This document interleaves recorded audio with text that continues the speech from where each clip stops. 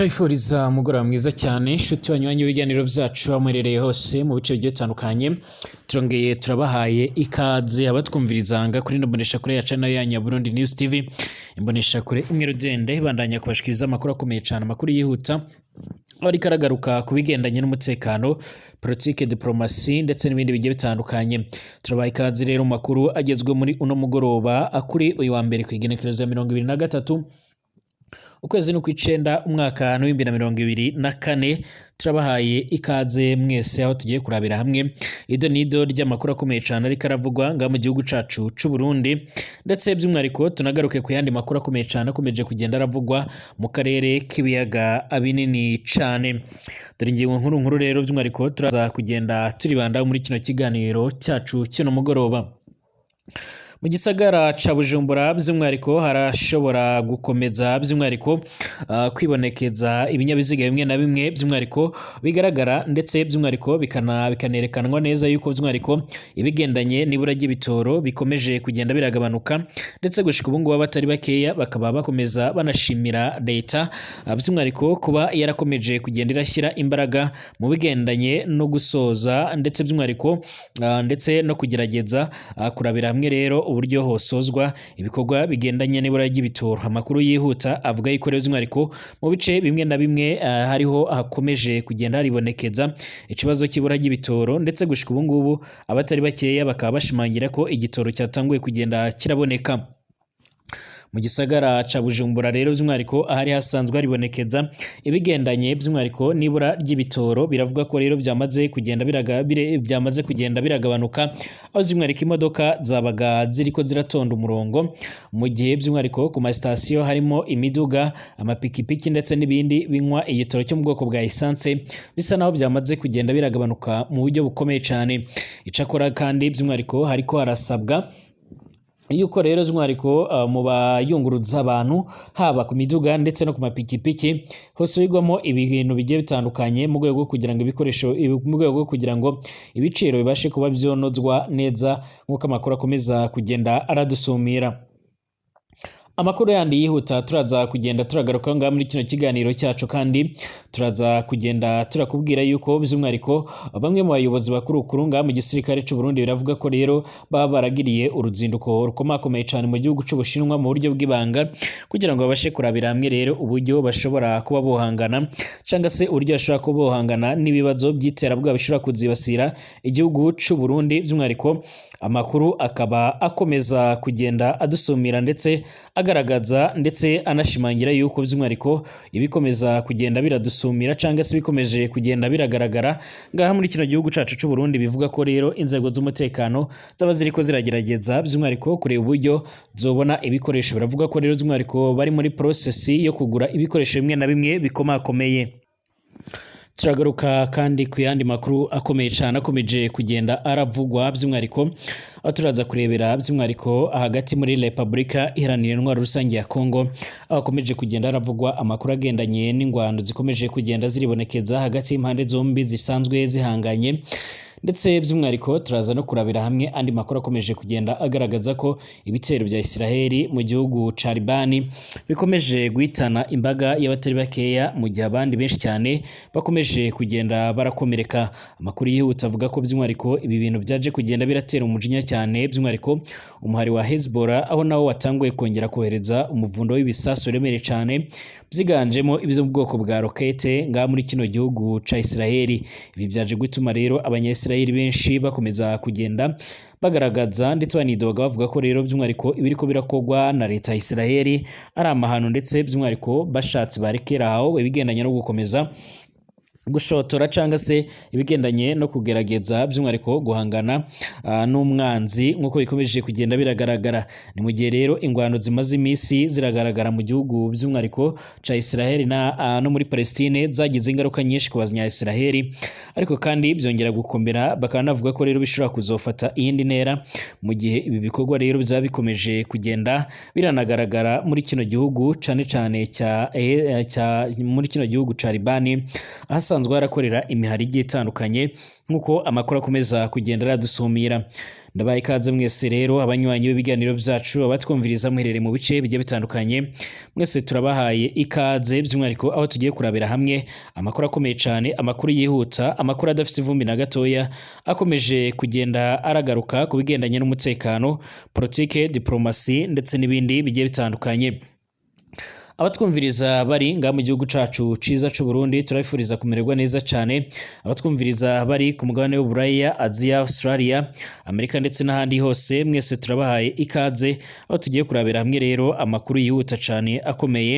akomeje kugenda aravugwa. Abatwumviriza kandi baherereye mu bice bigiye bitandukanye nga ku mugabane wa Afrika, ku mugabane w'Uburaya, Aziya, Australia, Amerika ndetse n'andi hose, mwese turabifuriza ibihe byiza cyane tunabaha ikaze mu makuru n'ibiganiro byacu by'umwihariko aho tugiye kugaruka ku makuru akomeye cyane. Nimbara bwa mbere usenga rero kuri no muresha kure ya channel ya Burundi News TV, bisonda kwanditse sabone kugira ngo ucuraronka amakuru n'ibiganiro byacu, kugira ngo ubashe by'umwihariko kujya urabana natwe gatanu kuri gatanu. Amakuru reka tuyatangurire nga muri kino gihugu cacu ciza c'u Burundi. Amakuru aturuka by'umwihariko mu nzego z'igisirikare cyangwa abegereye igisirikare c'u Burundi aravuga ko rero by'umwihariko hari bamwe mu bayobozi bakomakomeye cyane mu nzego z'umutekano biganjemo ababarizwa mu gisoda rero by'umwihariko babagiriye uruzinduko by'umwihariko mu gihugu c'Ubushinwa. Amakuru aravuga ko rero by'umwihariko ari bigendanye no gusura ndetse no kurabira hamwe zimwe mu ntwaro zihutirwa cyane baba bakeneye kugira ngo babashe kuba bo zifashisha mu bikorwa bigendanye by'umwihariko no guhangana ndetse n'ibikorwa by'umwihariko cyane ibikorwa bigiye bitandukanye bigendanye no gucungira umutekano ndetse no kugerageza gukomeza by'umwihariko gufatanya n'igisoda ca Repubulika Iharanira Intwaro Rusange ya Kongo. Umunsi iheze rero by'umwihariko ubwo umuhari wa Reditabara wongeraga gushimangira ko rero ni umunsi uzongera kugabwa ibitero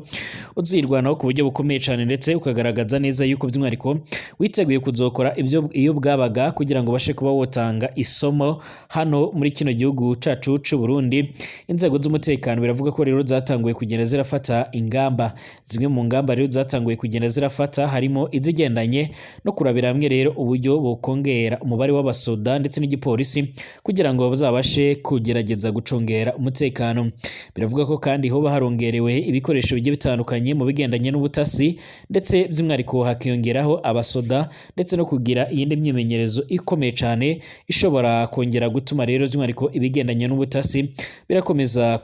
biragenda neza cyane. Mu nyuma rero hafashwe icemezo cy'uko rero by'umwihariko bagomba kuzoja mu gihugu c'Ubushinwa bakagirana amasezerano agendanye by'umwihariko n'uburyo bazoba barabahereza intwaro zikomakomeye cyane bazajya barifashisha cyane mu bigendanye no kurinda imipaka mu kwicungera umutekano nk'uko biko biratangazwa. Abegereye rero igisoda c'u Burundi biravuga ko rero by'umwihariko ngo bariho gahunda yuko izi ntwaro zizajya zirishugwa buke kugira ngo igihugu c'u Burundi kizabashe kugenda kirazishyura. Ibi ngibi kandi bibaye mu gihe hakomeje kugenda haratutumba umwuka mubi hagati y'abategetsi b'u Burundi ndetse by'umwihariko umwuka ukomeye cyane uri kuratuma bamwe bari ku ruhande rwa General Aigeme Bunyoni bavuga ko rero nk'umuntu bahuranye canga yahoze muri bo atakabaye akomeza gufungwa, baharebwa rero uburyo yorekugwa akabasha kuba yogirirwa ikigongwe. Ni mu gihe rero abandi cyane bariho General Neva bakomeza kugenda bagaragaza neza yuko rero igihe cyo kuba yorekugwa kitari cyagera, aho wiwe rero yoba ashaka yuko uyu mugabo yozorekugwa mu gihe by'umwihariko amatora azaba ahejeje kuba nga muri kino gihugu cacu c'u Burundi. Ibi byose rero biriko biratera kutumvikana, bikaba biriko biratuma igisoda c'u Burundi kirakomeza kugenda by'umwihariko kitegura mu buryo bukomakomeye cyane. Harakomeje kandi kwibonekeza ikibazo kigendanye n'uruganda rwa Sosumo rusanzwe ruratunganya isukari mu gihe by'umwihariko bari bamaze kugenda barazamura ibiciro byayo, nabyo byaje kugenda birateza impaka ndende. Bamwe rero mu begereye ubuyobozi bw'u Burundi by'umwihariko baravuga ko by'umwihariko hariko haragaragara icuka cibi, icuka gishobora kuzasiga ibara rikomakomeye cyane nga mu gihugu c'u Burundi. Biravuga ko kandi by'umwihariko izi ntwaro zigiye gutangura kuzanwa nga muri kino gihugu ari zimwe mu ntwaro zikomakomeye cyane, by'umwihariko bivuga ko hazabanza n'ubundi gutangwa abasoda baturutse mu gihugu c'Ubushinwa kugira ngo babashe gutanga imyimenyerezo yo kuzikoresha ndetse n'indi myimenyerezo igezweho mu gisoda. Ibi ngibi rero birakubiye mu masezerano igihugu c'u Burundi gerutse gushira ku mukono rero n'igihugu c'Ubushinwa ubwo rero General Major Evariste Ndayishimiye yari ari mu nama rukokoma cyane yahuje ibihugu bimwe na bimwe ngaha ku mugabane wa Afurika n'ikira gihugu c'Ubushinwa bikavuga ko rero harasinywe amasezerano akomakomeye cyane nga muri kino gihugu cacu c'u Burundi kandi bamwe baragaragaza bakanerekana neza yuko by'umwariko abishimiye kuba rero ibinyabiziga cyangwa imiduga n'amapikipiki bimwe na bimwe bitakiboneka cyane by'umwariko ngaha muri za station zimwe na zimwe nkuko byibonekeza hano i Bujumbura rero kuva mu mpera z'indwi yahera ku ma station yo mu bice rero bigiye bitandukanye yo mu gisagara ca Bujumbura imirongo y'amapikipiki n'ama bajiji canga imiduga inywa rero igitoro cyo mu bwoko bwa essence yaragabanutse ku buryo bushimishije cyane bamwe mu batanga igitoro rero ku mastation batwiganiriye ko rero hari haheze igihe kitari gito cyane batabona imirongo miremire cyane yabaje kunywesha igitoro bamwe mbere bati n'ubu rero ntiturabyemera neza kuko rero umwe ngo rero ata mirongo ihari nta gitoro gihari nta gitoro twigeze kandi rero ko rero ahatosubira kwibonekeza imirongo miremire cyane ku mastation kuko rero ari kimwe mu bituma iterambere ry'igihugu naryo rirakomeza kugenda riradindira bamwe rero mu basanzwe bunguruza abantu rero canga se abatunze imiduga rero tubabajije uko rero babona iby'igitoro bavuga ko rero hariho icyongeye ko ugereranyije no mu misi iheze ariko kandi bagasaba ababijejwe kongereza ikimaze kuboneka kugira ngo ico kibazo gitoregwe inyishu burundu atakongera kwibonekeza nubwo kandi biruko abakoresha igitoro cyo mu bwoko bwa mazutu bavuga ko rero kikiri gike cyane bagasaba yuko naco cyo kongerezwa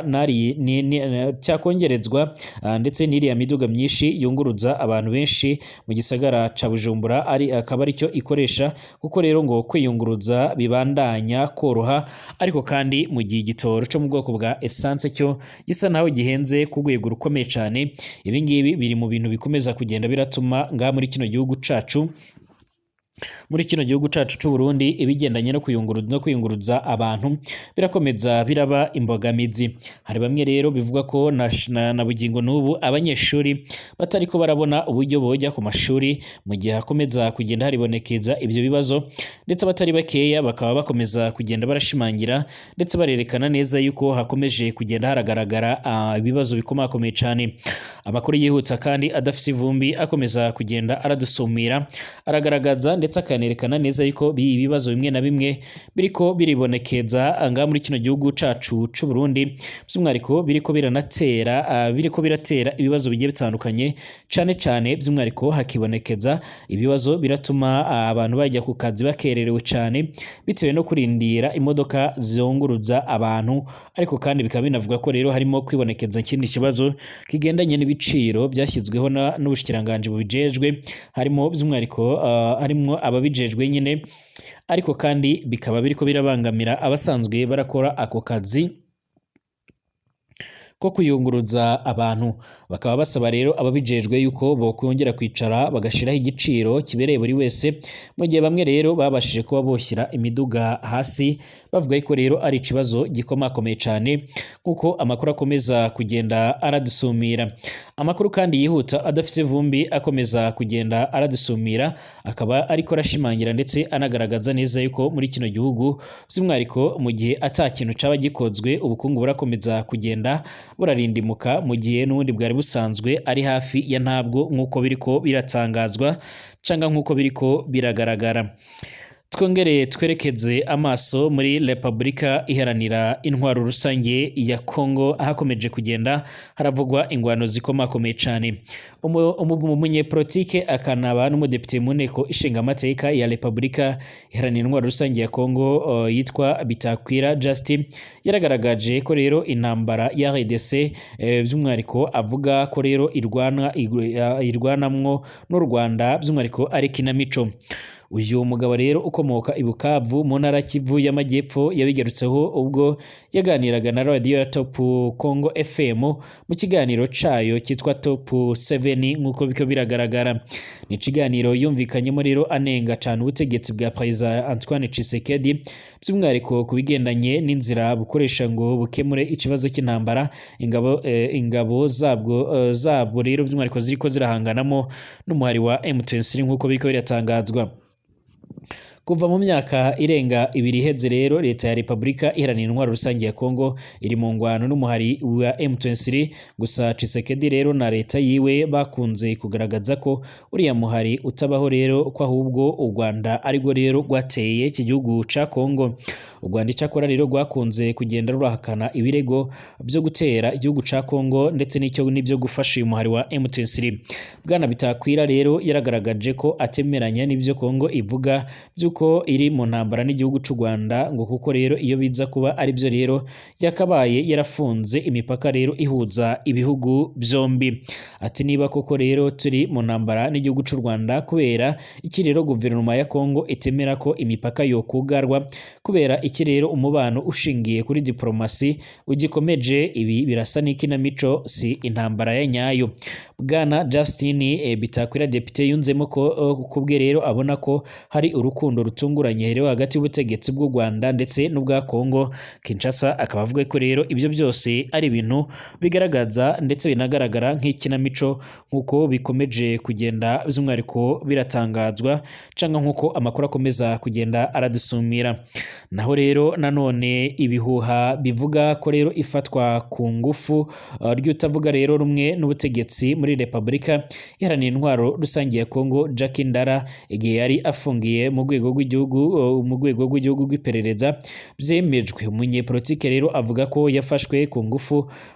mu kigo rero cy'igihugu gishinzwe iperereza mbere yo kwimurirwa muri gereza nkuru ya Makara nkuko biko biratangazwa.